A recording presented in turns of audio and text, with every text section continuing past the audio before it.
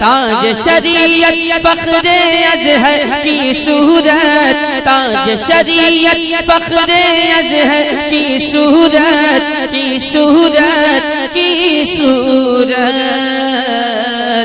कि हमको मिले जो पीर बरेली वाले हैं, हमको मिले जो Azari Network Punjab New Nats तकरीर मुनकबत सुनने के लिए हमारे YouTube चैनल को सब्सक्राइब करें। अज़ीज़ान गिरामी वक़ार, आज के हालात हिंदुस्तान के जिससे आप सब बाखबर हैं कि हुज़ूर पाक सल्लल्लाहु ताला अलैहि वसल्लम, इस्लाम, कुरान और रब्ब ज़ुल जलाल की शान में गुस्ताखी पे गुस्ताखी हो रही है और मज़ीद ये कि ये गवर्नमेंट और हुकूमत की पुश्त पनाही में हो रही है। अगर ऐसा नहीं होता तो ये चंद खबीस खुले सांड की तरह 1.5 महीने से नहीं चीख रहे होते। अभी अभी जिस मलून नरसिंहानंद की गुस्ताखियाँ और मुगल्लज़ात और गालियाँ सुन करके हमारे दिल छलनी छलनी हो चुके थे। हम अब पानी सर से ऊपर हो चुका है मुसलमान। हालात इस कदर नाजुक हैं, मुझे ये समझ में नहीं आता अब तक कि हुकूमत इनको अरेस्ट क्यों नहीं करती। इनकी क्या मजबूरी है इनके साथ, या इनके खुद के ये पाले हुए कुत्ते हैं। ये मुसलसल रोज़ाना वीडियो अपलोड करते हैं। क्या इनको पुलिस पूछती तक नहीं है कि तुम इस तरह सांप्रदायिक माहौल कर रहे हो, फितना फैला रहे हो, हिंदुस्तान में अमन व अमान ख़राब कर रहे हो? इनको पूछने वाला भी कोई नहीं है। आज की बात मैं बता रहा हूँ, दिल छलनी हो चुका था। मुझे मालूम है कि इनको अब पुलिस अरेस्ट भी नहीं करती और हमारे एहतजाजात और हमारे प्रोटेस्ट से भी कुछ नहीं होता। तो इस फ़कीर कादरी ने उसको मुबाहले का चैलेंज दिया था कि अगर तू अपने बात में सच्चा है तो आ जा, सामने आ जा और देख लिया जाए, पूरी दुनिया भी देख लेगी कि एक मर्तबा हम सामने बैठ कर के मुबाहला कर लें। मुबाहला जानते हैं, अभी जो सबको पता हो चुका है, उनकी ज़ुबान में अग्नि परीक्षा। मेरे इस चैलेंज को उसने स्वीकार किया था, एक्सेप्ट किया था। लेकिन ये भी मैं बता दूं कि क्यों एक्सेप्ट किया उसने। वो बिल में बैठा हुआ चूहा, उसे मालूम था कि गवर्नमेंट इस तरह करने की इजाज़त देती नहीं, इसलिए वो अपने कौम में हीरो बनने के लिए इस तरह की चैलेंज को एक्सेप्ट तो कर लिया। वरना आप सबको मालूम है मेरे मुसलमानों कि पाखंडी और बलात्कारी और माल का पुजारी, उसके अंदर मुबाहला करने की ताकत है। मुबाहला कर सकता है वो, उसका उसके खुद के दीन और धर्म से कोई ताल्लुक नहीं है। मैं ये चैलेंज के साथ कहता हूं, सनातन धर्म से भी उसका कोई ताल्लुक नहीं है। अब मैं जब बार बार उसको ललकारता रहा तो अभी जा करके अब वो मेरे जवाब में कहता है, मौलाना मैदान छोड़ करके भाग रहा है, परमिशन की जिम्मेदारी मेरे ऊपर डाल रहा है। आप सब ठंडे दिमाग से सोच करके बताएं, परमिशन की जिम्मेदारी इसको ना दूं तो और किसको दूं? इसलिए कि ये इसके आज हुकूमत इसकी पुश्त पनाही में है और ये नाजायज़ औलाद में से है उनकी। सारी परमिशन वगैरह की जिम्मेदारी तो तुम्हारी हाथ में है ना। मुझे परमिशन की जरूरत नहीं है। इंशाअल्लाह अज़ीज़, जिस दिन भी तू तैयार हो जाएगा मेरी आखिरी सांस तक, उस दिन भी मैं मुबाहले के लिए हाजिर हो जाऊंगा। उस दिन भी हाजिर हो, 1 इंच भी पीछे नहीं हटूंगा इंशाअल्लाह। इसलिए कि ये मेरे जुमले नहीं हैं, ये मेरे दीन की हक्कानियत है, ये रसूल पाक सल्लल्लाहु ताला अलैहि वसल्लम की सच्चाई है और कुरान पाक की अजमत है जो हमारे दिलों में कूट कूट कर भरी हुई है। ये जालिम मुबाहला करेंगे, मुबाहला करेंगे। अब सुनिए, मुबाहले के नाम पर ये एक्सेप्ट करके हीरो बन रहा था अपनी कौम में और मुझे कह रहा है मैदान छोड़कर भाग रहा है। मैं इससे कहता हूं, आप सबको मालूम है ना, चंद दिन कबल ये दिल्ली के प्रेस क्लब ऑफ इंडिया में बैठ करके जहर उगल रहा था, हुजूर पाक सल्लल्लाहु ताला अलैहि वसल्लम की शान में गालियां बक रहा था। आज इसको याद आ गया ये लोकतांत्रिक देश है। आज ये कह रहा है ये लोकतांत्रिक देश है, मौलाना क्या ऐसी परमिशन यहाँ मिलती है? तो खबीस के बच्चे, तुझे ये पहले मालूम नहीं था कि इस लोकतांत्रिक देश में किसी धर्म को गाली नहीं देना चाहिए? देना चाहिए? मलून नाजायज औलाद, तुझे ये नहीं मालूम कि लोकतांत्रिक देश में किसी धर्म को गाली नहीं दी जाती? जब तू देश के सारे संविधान का उल्लंघन करके जहर उगल सकता है, प्रेस क्लब ऑफ इंडिया में तुझे परमिशन दी जा सकती है, तो इस मुबाहले की परमिशन क्यों नहीं मिलती? ठीक है, तुझे मैदान में नहीं मिलती, प्रेस क्लब ऑफ इंडिया तेरे बाप का है ना, जहां बैठ करके तूने गालियां बकी थी। मैं आज फिर से कहता हूं मुसलमानों जरा बराबर भी अपने दिल में हल्कापन महसूस नहीं करना। मैंने ये अपने घर की बात नहीं कही थी, 1400 साल से इस धरती पर जमे हुए इस्लाम की बात कही है। और इससे बड़े और इससे सड़े भी आए, इस्लाम का कुछ नहीं बिगाड़ सकते। मेरे आका सल्लल्लाहु ताला अलैहि वसल्लम की जात पर अगर थूकता है तो ये सूरज पर थूकने के मानिंद है। इसका मुंह अभी चंद दिन बाद देखना इतना काला हो जाएगा कि इसके खुद चेले इससे नफरत करेंगे। हाँ, मेरा अकीदा मेरे रसूल पाक के लिए ये है, या रसूल अल्लाह तू घटाए से किसी के ना घटा है ना घटे। या रसूल अल्लाह, या रसूल अल्लाह तू घटाए से किसी के ना घटा है ना घटेगा। जब बढ़ाए तुझे अल्लाह ताला तेरा, मिट गए मिटते हैं मिट जाएंगे आदा तेरे, ना मिटा है ना मिटेगा कभी चर्चा तेरा। मेरे आका सल्लल्लाहु ताला अलैहि वसल्लम का चर्चा कभी नहीं मिटेगा। हाँ, अब सुनो मेरे अजीजों, इस खबीस मलून ने चैलेंज को एक्सेप्ट करके अपनी कौम में हीरो बनने की कोशिश की थी। मैं फिर से कहता हूं, जिंदगी गुजर जाएगी, इसका पेशाब निकल जाएगा, मुबाहिले के लिए नहीं आ सकता। मुबाहिला बहुत दूर की बात है, मुबाहिला बहुत दूर की बात है। मैं गवर्नमेंट से भी कहता हूं, प्रशासन से भी कहता हूं, यह बार बार भौंक रहा है और कह रहा है कि मुझे इस्लाम की सच्चाई बताना है, मुझे कुरान की सच्चाई बताना है। इसको एक बार बताने का मौका दे दिया जाए, इसको एक बार मौका दे दो हमारे सामने कि ये इस्लाम की सच्चाई बता दे। आज इस खबीस के चेलों से भी मैं कहता हूं, तुम अपने गुरु को मना करके ले आ जाओ हमारे सामने। ये बार बार कह रहा है ना कि मुझे कुरान की सच्चाई बताना है, कुरान की। मैं कहता हूं मुबाहिला बहुत दूर की बात है, वो सिर्फ हमारे सामने बैठने की हिम्मत कर ले। जिस दिन वो सामने बैठे और इस्लाम की सच्चाई बताने की बात करता है, कसम रब्बे जुल जलाल की, कसम रब्बे जुल जलाल की, जितनी बातें उसने मेरे नबी की शान में कही हैं, एक बात वो साबित कर दे, उसी दिन मैं अपनी गर्दन देकर के आ जाऊंगा इंशाअल्लाह। मैं वहीं पर अपनी गर्दन देकर के आ जाऊंगा। ये सारे उसके चेलों से भी कहता हूं, तुम जुमलेबाजी कर रहे हो। और इस चैलेंज के बाद अब सोशल मीडिया में बरसात के मेंढक की तरह बहुत सारे आ गए, मौलाना का चैलेंज हमको भी एक्सेप्ट है, हमको भी एक्सेप्ट है।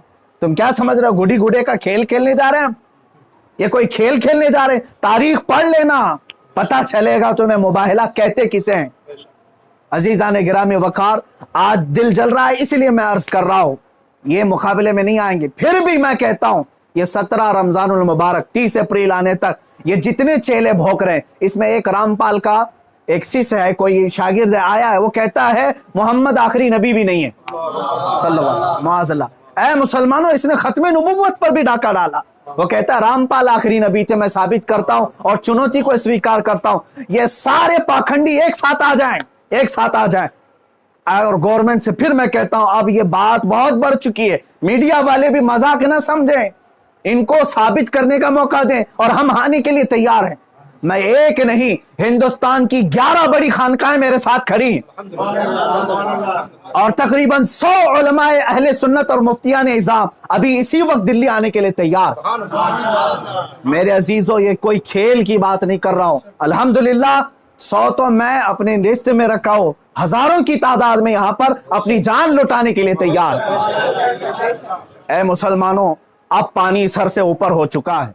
अब ये 30 अप्रैल और 17 रमजानुल मुबारक की तारीख मैंने ऐलान तो किया, और ये बार बार इसको हल्के में लेकर मजाक उड़ाते। आज भी ये कहता है कुरान को गुंडों की किताब, कुरान कहता है वायरस है, कुरान को कहता है गंदी किताब। कहां मर गया तुम्हारा जमीर, कहां मर गया? मुसलमानों, मैं अब आपसे कहता हूं, इस तारीख को मेरे 3 ही ऐलान होंगे, मुझे पहुंचने दिया जाए, मुझे पहुंचने दिया जाए। उससे पहले अगर गवर्नमेंट या इनके कोई भी दबाव में आकर के अरेस्ट करते हैं, उसी दिन समझ जाना है मुसलमानों, इस्लाम की फतह हो चुकी है। समझ जाना, मैं अगर अंदर होता हूं तो लाखों मुसलमानों के अंदर का ईमान बाहर आ जाएगा इंशाअल्लाह अज़ीज़। ये एक बात याद रख लेना। दूसरी बात, अगर इस तारीख से पहले हुकूमत इसे अरेस्ट नहीं करती, जो रोजाना आज तक खुलेआम इस तरह की गुस्ताखियां कर रहा है, हद हो गई, हद हो गई। यहां पर होम मिनिस्टर पर कोई टिप्पणी करे तो जेल में चला जाए, और यह मुसलसल 1.5 महीने से मुगल्लजात बक रहा है, पखाना उगल रहा है, और कोई कुछ नहीं करता, इसको पूछता तक नहीं इसको। और अगर इस तारीख तक या तो उसे अरेस्ट करे, या तो फिर इस तारीख को पूरे हिंदुस्तान भर के मुसलमान कोई भी अपने घर में नहीं बैठेगा इंशाअल्लाह। मेरी इस बात पर लब्बैक कहते हैं आप सुन लें, इसलिए कि अब यहां पर हमारी जमीन जायदाद का मसला नहीं है। ये मत समझ लेना या जमीन मांगने के लिए आ रहे हैं, हुकूक मांगने के लिए आ रहे हैं। अरे मियां, अब तो हमारे जड़ की बात आ गई है। और मुसलमानों याद रख लो, अगर तुम्हारा यहां पर रसूल पाक की इज्जत सलामत नहीं है तो फिर तुम्हारा जीना भी किसी काम का नहीं है। अब ये चाहते हैं ना हम बाहर निकलेंगे तो वायलेंस हो जाएगा, फला हो जाएगा। हम ये नहीं चाहते फसाद हो जाए, इसीलिए तो बार बार गुहार लगा रहे हैं हुकूमत को, बार बार कह रहे हैं फसाद की जड़ को अंदर करो, उसे भौंकने से रोको। नहीं सुन रही है। और इससे भी आप समझ जाना है मुसलमानों, हुकूमत की मंशा यही है कि आप ये पूरे हिंदुस्तान में फसाद कराना चाहते हैं, पूरे हिंदुस्तान को जलाना चाहते हैं, वरना ऐसे पाखंडियों को खुलेआम नहीं छोड़ते। ये पूरी की पूरी प्लानिंग के साथ कर रहे हैं। इसलिए मुसलमानों, आज तुम्हारे इम्तिहान का वक्त है, आज तुम्हारे इम्तिहान का वक्त है। आज अगर तुम अपने घरों में चूड़ियां पहन करके बैठे रहे, याद रख लेना बाद में आने वाली नस्लें तुम्हारे मुंह पर थूकेंगी, तुम्हारे कब्रों पर ईंट पत्थर मारेंगी। इसलिए कि ये नबी का गद्दार है, रसूल पाक पर भोंकने वाले को भी ये पूछ नहीं सका। तुम्हारी नस्लें बाद में तुम्हें याद करेंगी इस तरह से। याद रख लेना, ये तारीख यौम बद्र की जो आएगी, यौमुल फुरकान 17 रमजान की, उस दिन हर मुसलमान का कलेजा दहल जाना चाहिए। मशरिक से मगरिब तक, शुमाल से जुनूब तक, हिंदुस्तान भर के हर इलाके के। और इस पाखंडी से फिर मैं कहता हूं, तुझे जहां की परमिशन मिले मेरे नाम से एक लेटर इशू करके दे दे, मेरे नाम से एक लेटर इशू करके दे दे कि ये मुफ्ती सलमान अजहरी आ सकता है मेरे साथ, मुबाहिला बहुत दूर की बात, डिबेट कर सकता है। इतना तो ऐलान करके दे दे, फिर मैं पूरी दुनिया को बता दूंगा कि तेरा पाखंड क्या है। मेरे अजीजों, मैं हिंदुओं से भी कहता हूं, ये हिंदुओं को बदनाम करने के लिए निकला हुआ है, ये माल का पुजारी है, राजनीति खेलने के लिए ये मेरे नबी को इस्तेमाल कर रहा है, राजनीति के लिए इस्लाम को इस्तेमाल कर रहा है। हद हो गई मेरे अजीजों।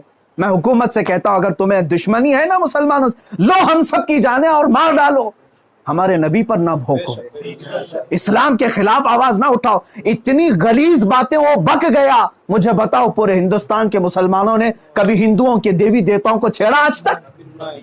मुझसे सुना आपने कि हम गालियां दे रहे हैं उनके देवी देवताओं को? यह हमारी तहजीब है जो हमें इस्लाम सिखाता है, यह हमारे अखलाक है जो हमें इस्लाम सिखाता है। इसका जहर देख करके पता चलता है कि इसका कोई दीन और धर्म नहीं है। धर्म में रहने वाला ऐसी जहर नहीं उगलता। बहरहाल, ये मेरी गुजारिश है मुसलमानों से, या तो फिर ये मुबाहले के लिए तैयार हो जाए, जो इसके लिए जहां जगह हो मेरे नाम से लेटर इशू करे, और हुकूमत, प्रशासन, मीडिया इसको हल्के में ना ले, इसको इजाजत दे दे। ये दिखाना चाहता है, ये साबित करना चाहता है इस्लाम को झूठा, कुरान को झूठा साबित करना, उसको साबित करने दे दिया जाए। अगर वो साबित किया, और अगर नहीं साबित कर सका तो फिर याद रख लेना, सुबह कयामत तक तुम्हें पहचाना जाएगा, सुबह कयामत तक तुम्हें पहचाना जाएगा। अजीजान गिरामी वकार, ये मुबाहले की बात चलती रहेगी और मेरी ये चुनौती बरकरार रहेगी। वो कहता है मैदान छोड़ करके भाग रहा है, तू क्या समझता है कि तेरे जैसे पाखंडी हैं यहां पर? अल्हम्दुलिल्लाह हम हुसैनी हैं, अगरचे आल में ना हो, लेकिन हुसैनी किरदार हमने बचपन से सुना है। अरे हमारी माँ ने हमें गोद में हुसैन आजम के करबला की दास्तानें सुनाई। हम मात नहीं खा सकते, सर कटा सकते हैं लेकिन सर झुका नहीं सकते इंशाअल्लाह अज़ीज। ऐ मुसलमानों, अपने जज्बों को बेदार रखो। कोई ये कहता है अगर कि ये जज्बात को भड़का रहे हैं, उससे सिर्फ ये कह देना जज्बात का नाम ही जिंदगी है। अब अगर नबी के नाम पर जज्बात नहीं बेदार हुए तो इससे बेहतर है कि तुम मर जाओ, सो जाओ। आप याद रख लेना, ये हुकूमत से भी मेरी गुजारिश है, अपील है, तुम वैसे भी मारना चाहते हो ना, हम आ जाते हैं। बाहर घुट घुट करके मरने से बेहतर है कि हम नामे मुस्तफा पर निकल करके मौत को कबूल करने को हम तैयार हैं। यूं भी तो किसी दिन हमको दुनिया से तो जाना है, अल्लाह के हबीब सल्लल्लाहु ताला अलैहि वसल्लम की इज्जत का परचम बुलंद करके जाएंगे इंशाअल्लाह। सारी खानकाहें, सारे उलमा, सारे मदारी, सारी तहरीकें, सारी तंजीमें, सबसे मैं बड़े अदब से गुजारिश करता हूं, अब वक्त किसी के घर का नहीं, किसी की सज्जादगी का नहीं, किसी की प्रॉपर्टी का नहीं, बल्कि तुम्हारे जाने ईमान का सवाल आ चुका है। तुम्हारे ईमान की जान रसूलुल्लाह का सवाल है। लिहाजा आप सब एक साथ मिलकर के आवाज उठाएंगे, या तो फिर इस पाखंड को रोकेंगे या तो फिर हम इस जमीन पर बाकी नहीं रहेंगे। तो आखिर दावाना अल्हम्दुलिल्लाहि रब्बिल आलमीन। Azari Network Punjab New Nats तकरीर मुनकबत सुनने के लिए हमारे YouTube चैनल को सब्सक्राइब करें।